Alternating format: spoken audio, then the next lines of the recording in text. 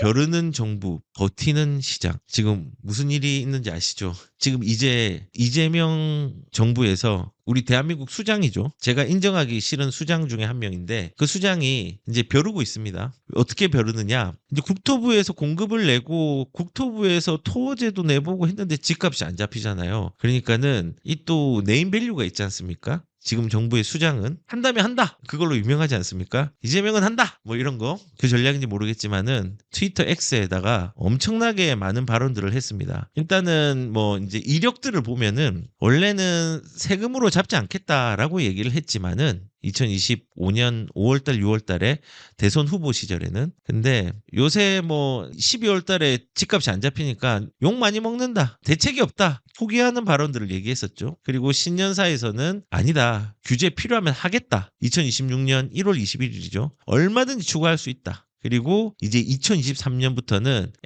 SNS로 엄청나게 이제 많은 얘기들을 하고 있습니다. 다주택자 고려하지 않고 있다. 연장. 그리고 시장을 이기는 정부는 없지만 정부 이기는 시장도 없다라는 엄청난 발언을 했습니다. 그리고 부당한 이익 추구는 잘못된 기대를 반드시 제어를 해야 된다. 부당한 이익을 추구하는 잘못된 기대를 반드시 제어를 해야 된대요. 부동산의 정상화. 지금 부동산의 정상화는 코스피 5천 계곡 정비보다 훨씬 쉽고 중요한 일. 다주택자는 마지막 기회로 활용해 이번 기회에 팔라는 말이다. 이제 이런 얘기들을 했는데 이거 조금 읽어 드려야 될 것 같긴 해요. 트위터를. 근데 아무튼 여기서 이제 말씀을 하기 이전에 불법 계곡 정상화, 계곡 정비 완료, 그 다음에 불법 부정이 판치던 주식시장 정상화, 5,000피 개막. 뭐 맞는 말이죠, 결론적으로는. 근데 이거랑 부동산을 잡는 거랑 과연 이게 비교가 될까? 그리고 저는 이 불법 계곡 정상화 시기에 저도 경기도청에서 근무를 했거든요. 근데 이 정상화는요, 사실상 계곡 정비를 했지만은 논란이 좀 많았었잖아요. 계곡 정비보다 집값 잡긴 이번에 다르다. 이 계곡 정비 훨씬 쉽다라고 얘기를 했는데 원래는 남양주 시장 그 당시에 조광한 시장이 있었습니다. 근데 그분이 이미 이거를 성과를 냈고 그걸로 당에서 뭐 상까지 받았어요. 우수 정책상 이런 걸로. 근데 이거를 괜찮네. 이재명 경기도지사가 자기가 그걸 해가지고 전부 다 확산시켰다라고 해가지고 논쟁도 많이 일어나고 이 정책을 뺏어갔다를 얘기를 했는데 실질적으로 누가 먼저 했냐? 조광한 남양주 시장이 먼저 한 게 맞습니다. 보세요. 이재명 지사 후보의 큰 업적 중에 유원지 계곡 정비를 한 게 큰 업적으로 지금 알려져 있는데 우리 당에서는 남양주 시장한테 정책 대상으로 상을 드렸단 말입니다. 그래서 이게 당이 잘못한 건지 국민들이 잘못 알고 있는지 굉장히 궁금해서 이재명 후보에게 제가 한번 여쭙습니다. 네, 남양주에서 경기도 전역에 하기 전에 먼저 시행을 시작했고 그래서 먼저 선도적으로 했기 때문에 제가 표창해 드렸습니다. 남양주에서 먼저 했다는 거 인정했죠? 잘했다고. 네. 네. 그 유원지 계곡 정비를 그러면 누가 먼저 한 먼저가 뭐 중요하겠어요? 거기서 먼저 한 거 맞습니다. 먼저가 뭐 중요하겠어요? 먼저가 중요하죠. 그거를 자기가 뺏었으니까. 그게 중요하다. 자기한테 안 중요하지만은 뺏긴 사람한테 되게 중요하죠. 아, 그렇습니까? 네. 그래서 잘했다고 하고 제가 전역에 확대 시행을 하면서 잘했다고 제가 표창해 드렸어요. 남양주 네, 공무원들. 네. 표창을 하면 뭐합니까? 남의 걸 뺏어가서 자기가 자기 치적으로 둔갑을 했는데 그렇지 않습니까? 이게 예전에 그 20대 대선 선거 그 민주당에서 예비자 후보 토론회 때 있었던 일이거든요. 2021년도에. 그러니까 일단은 자기가 잘했다는 하천 계곡 정비 사업은 사실은 이재명이 먼저 시작한 게 아닙니다. 그리고 이거를 해냈다고 했는데 포장을 잘한 겁니다. 그래서 이거를 잘 홍보를 해서 이게 히트를 친 거죠. 남의 정책들을 가져와서 히트를 치고 그게 치적이 된 거죠. 아무튼 이렇습니다. 그리고 이제 또 부동산 정상화 불가능 갔나? 5,000피보다 쉽고 중요. 부동산 이거는 5,000피를 갈 수 있는데 이거 우리가 이 자산에 대해서는 어떻게 생각해야 되면요. 순간 올랐다. 얘 문제보다 이 주식이라는 변동성이 있잖아요. 변동성이 지속 가능한가를 봐야 됩니다. 그리고 이재명 정부에서는 양극화 이런 거 싫어하는데 지금 사실은 코스피가 올라간 게 중요한 게 아니에요. 코스피의 구성을 보면은 지금 코스피의 상장 주식 종목이 제가 오늘 찾아보니까 951개예요. 그리고 시총이 4,318조 정도 됩니다. 오늘 오전 기준으로 해서. 그런데 그 4,318조 중에서 1,600조 정도가 시총이 삼성하고 SK입니다. 그리고 1위부터 10위까지 제가 계산을 한번 해보니까 거의 시총의 절반 넘게를 1위부터 10위까지 차지하고 있었습니다. 2,000조 이상을. 그러니까는 그 중에서 유난히 이 기술주, 반도체주들이 많이 튀었기 때문에 코스피 지수가 올라간 겁니다. 그리고 코스피 지수가 올라갔다고 모든 주식이 잘 된 것도 아니고 모든 사람들이 주식으로 다 해피해진 상황은 아닙니다. 그래서 저는 이 지금 이게 코스피 올렸다 했는데 저는 이걸 아직도 테마주처럼 생각하고 있습니다. 그리고 이 서학개미 관련해서 뭐 이거 문제가 많다고 했지만은 지금 서학개미들이 많아가지고 환율이 흔들린다고 하고 그 다음에 우리 연금들 이용해가지고 환율 대응을 하고 주식 방어하고 이러지 않습니까? 되게 쉬운 방법을 선택하고 있는 겁니다. 부양을 하기 위해서. 근데 부양과 규제는 또 다른 거거든요. 부동산은 규제의 접근이고 이거는 부양의 접근이었습니다. 그리고 얘는 변동성이 큰 접근이고 그리고 저는 개인적으로 정책이 잘했다라는 것도 물론 있을 수 있겠지만은 반도체의 아다리가 잘 맞았다 생각합니다. 예, 미국이 성장하는 그 기술주의 덕을 또 삼성과 큰 대기업들이 잘 이끌어갔기 때문에 이런 결과들이 나올 수 있었다고 생각을 합니다. 근데 이제 이거를 되게 이거보다 더 부동산이 쉽다라고 얘기를 했는데 과연 이게 쉬운 일인가? 저는 이 첫 번째 이슈가 개국 정비보다 쉽고 정비 개국은 쉬웠죠. 왜냐? 이미 성공한 사례를 내가 가져와가지고 자기 치적으로 포장했으니까 쉬웠죠. 코스피 5천 뭐 쉬울 수 있죠. 내가 잘한 게 아니라 사실은 반도체가 잘한 겁니다. 그리고 양극화가 심화된 겁니다. 또 이 안에서 양극화 굉장히 심합니다. 양극화 되게 싫어하시는데 이것도 양극화를 시켰죠. 그리고 변동성이 크기 때문에 이 코스피 지수에 사람들이 주식을 투자해가지고 그 주식을 장기 투자를 할 것 같습니까?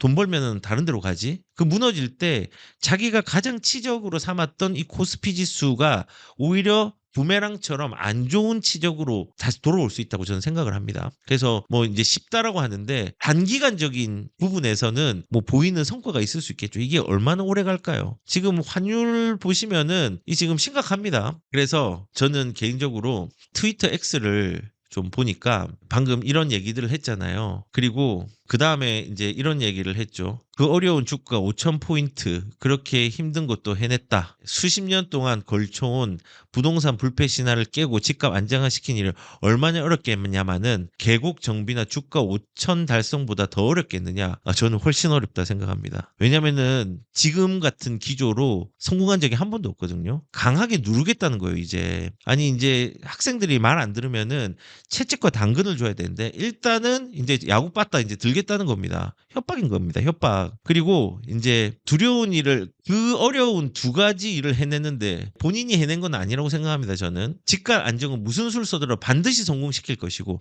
노무현 정부 때도 그랬고 문재인 정부 때도 반드시 성공시킨다고 했습니다. 성공 못 시켰거든요. 그러니 정부에 부당하게 저항해서 꽃버스처럼 손해보지 말고 다주택자는 26년 5월 9일까지 양도세 중과 면제하는 이번 마지막 기회를 활용해서 감세 혜택을 누리며 이번 기회를 잘 파시라는 말로 축약해서 얘기한 것이다 라고 얘기를 했는데 되게 비아냥거리죠. 아니 아까 말했잖아요. 이거 지금 생각해보면요. 투기과열지구로 지정된 데 재건축 물건들 못 팝니다. 어떻게 팔라는 겁니까? 그리고 토지거래 허가구역이 지정되어 있는데 이미 갭투자가 되어 있던 물건들을요. 세입자를 내보내지 못합니다. 그런데 세입자를 내보내지 못하는 건 갭투자가 안 된다는 거죠. 하려면은 갭투자를 해야지 들어오는 건데 갭투자 못하잖아요. 실거주만 되니까는 토지거래 허가구역에서도 거래가 안 됩니다. 만약에 운 좋게 이번 달에 이제 만기가 끝나면은 팔 수는 있겠죠. 근데 만기가 7월 달, 8월 달, 9월 달 어떻게 팝니까? 저도 못 팝니다. 이 기회를 주는 게 아니라 그냥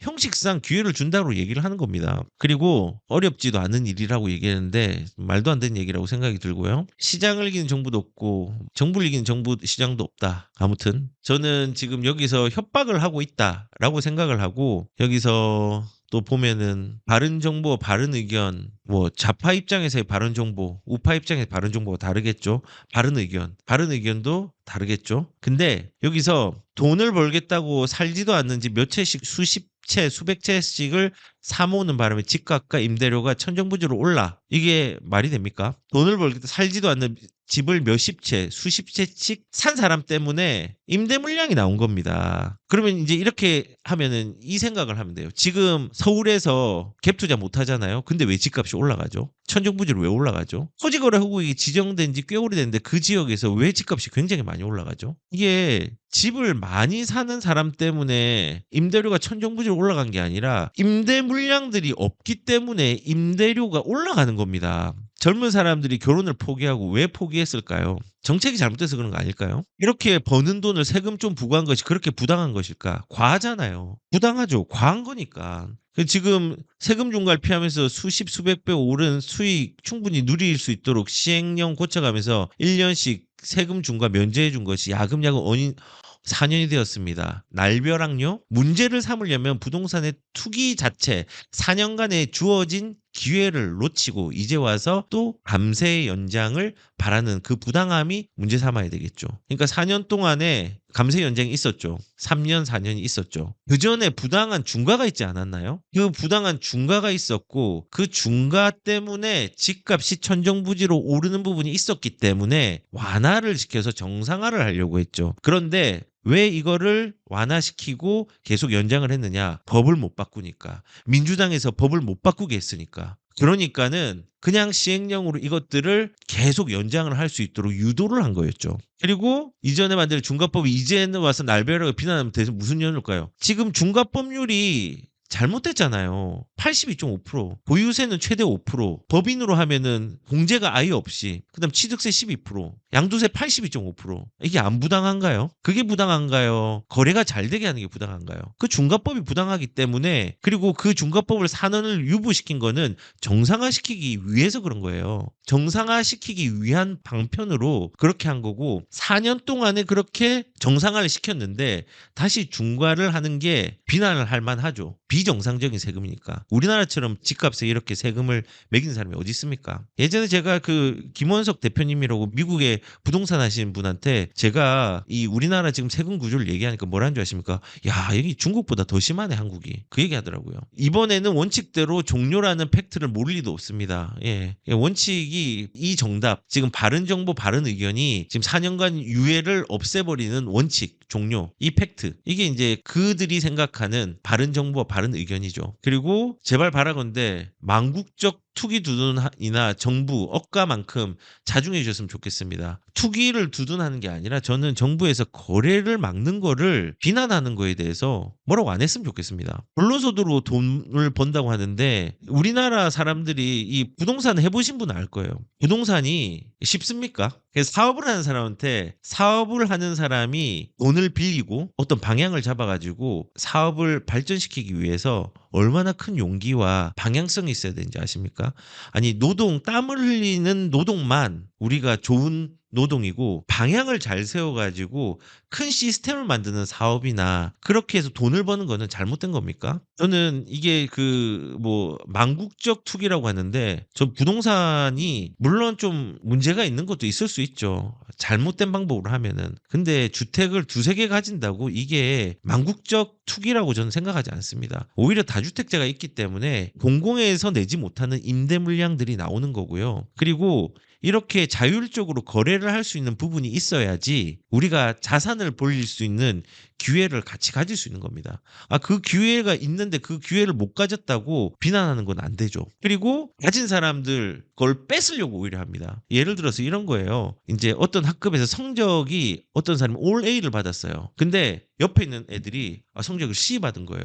야, 넌 올 A 받았는데 어차피 한 개 빠져도 1등인데 나한테 그 A 받은 거 한 개 줘. 우리 공평하게 가져가야지. 말이 안 되는 거 아닙니까? 그래서 우리는 오히려 대기업이 있음에 감사해야 됩니다. 여러분이 가지고 있는 핸드폰 대기업이 만든 겁니다. 그리고 대기업이 일자리를 만듭니다. 그리고 거기에서 돈을 많이 가져가는 사람들은 부가가치가 높은 일을 했기 때문에 많이 가져가는 겁니다. 그리고 부동산도 자산을 불리는 수단이 되는 것도 그 기능 중에 하나입니다. 그 부동산을 가져간다고 해서 그게 죄악시 되는 게 아니라 오늘 드럼통 들어가겠네.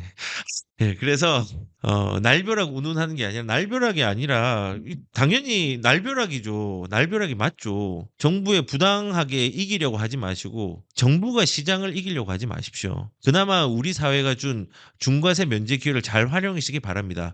활용한 기회는 많이 없습니다. 지금 토제랑 투기과열직으로 다 막아놨지 않습니까? 100일 남았습니다. 협박하고 있는 겁니다. 10억 벌면은 8억 토해내라. 날벼락 혼돈의 시장, 다주택자 일가 부자금 뭐 이런 것들을 했는데 아무튼 이런 식으로 계속 쏟아내고 있습니다. 설탕 부담금 이것도 설탕에도 또 세금 매기자고 하는 건데 그리고 이제 개포의 4억 낮춘 금매가 나왔다라고 얘기를 하면서 좀 더 지켜보자. 금매가 나왔다. 이렇게 얘기를 하고 있네요.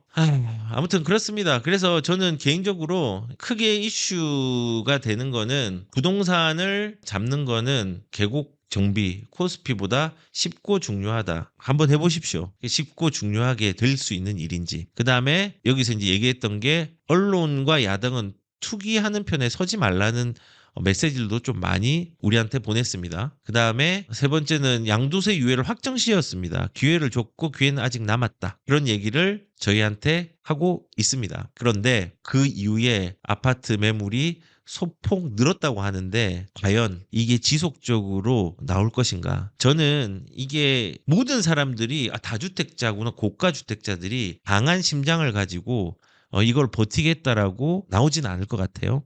분명히 금매도 있을 수 있지만요. 제가 말씀드렸습니다. 자주 얘기했습니다. 2017년도 파리 대책이 나왔을 때 저랑 상담을 했던 분이 잠실 우성의 1, 2, 3차 물건을 가지고 있었습니다. 그거를 제가 팔지 말라고 했습니다. 대형 평수. 근데 자기는 팔아야 된답니다. 왜냐? 문재인 대통령님이 말씀하셨다. 집을 팔아야 된다고. 다주택자들 다 잡아가지고 완전히 이제 큰일 낸다고. 얘기를 하니까 이제 팔았어요. 그 대형 평수를. 한 지금 2, 30억 손해본 거예요. 지금. 안 팔고 가지고 있었으면 괜찮은데. 엄포를 놓았습니다. 그리고 매물도 일시적으로 감소하고 거래도 감소하는 시기가 있었지만은 얼마 못 갔습니다. 그리고 예전에 그 노무현 정부 때 이제 양도세 중과의 추억이라고 2018년도에 이제 지은 건데 이때는 이 기자 김인수 기자님께서 노무현 정부를 회상하면서 이 글을 적었습니다. 양도세 중과를 했답니다. 예, 그때 노무현 정부 때 문재인 정부를 생각하면서 노무현 정부 때를 회상을 한 거예요. 그때는 50%에 60% 양도세를 내고 그러니까는 집 팔겠다는 사람이 없었습니다. 근데 수요는 계속 있었다는 거죠. 결국은 집값이 많이 오르고 이렇게 했는데 이제 여기서 제가 좀 인상이 깊었던 내용이 뭐냐면은 세상에 공짜 점심은 없다. 이렇게 하면서 선택에 대해서 항상 대가가 다른데 양도세 중과라는 선택은 매물 품기라는 대가가 따른다. 어떤 계기든 수요가 증가하면 주택 가격은 급등할 위험을 안게 된다. 그리고 문재인 정부가 들어섰을 때 노무현 정부의 부동산 정책으로 교훈을 얻기를 기대했지만 공리주의적이고 실용적인 입장에서 집값 문제에 적응을 바랬지만 보유세는 높이되 양도세는 올리지 않길 기대했다. 이게 보유세는 높이라고 기대는 했대요. 그러나 양도세를 크게 올렸다. 또다시 매물이 급감했다. 집값은 크게 올랐다. 과거로부터 배우는 건 이렇게 어렵다. 그래서 더욱 안타깝다. 과거에 그렇게 했음에도 실수를 반복을 하죠. 근데 이번에도 똑같이 문재인 정부 때 거를 회귀를 해보면은 반복하지 않을 거라고 얘기를 하지만은 이재명은 한다라고 하지만은 아마도 못할 겁니다. 시장이 어디 정부를 이기려고 해라고 하는데 시장이 정부를 엎어뜨릴 겁니다. 이번 유동성 장과 규제 제가 말했잖아요. 돈은 풀리는데 수요를 누르고 있어요. 돈은 풀리면서 화폐 가치는 떨어지는데 규제로 수요를 누르고 있어요. 이게 급등이거든요. 이렇게 되면요. 근데 지금은 그런 급등이 일어났고 이미 진행 중이고 이게 수요의 축들이 이동하고 있는 거 이걸 잘 이용해야 되는 시기라고 제가 계속 말씀을 드린 겁니다.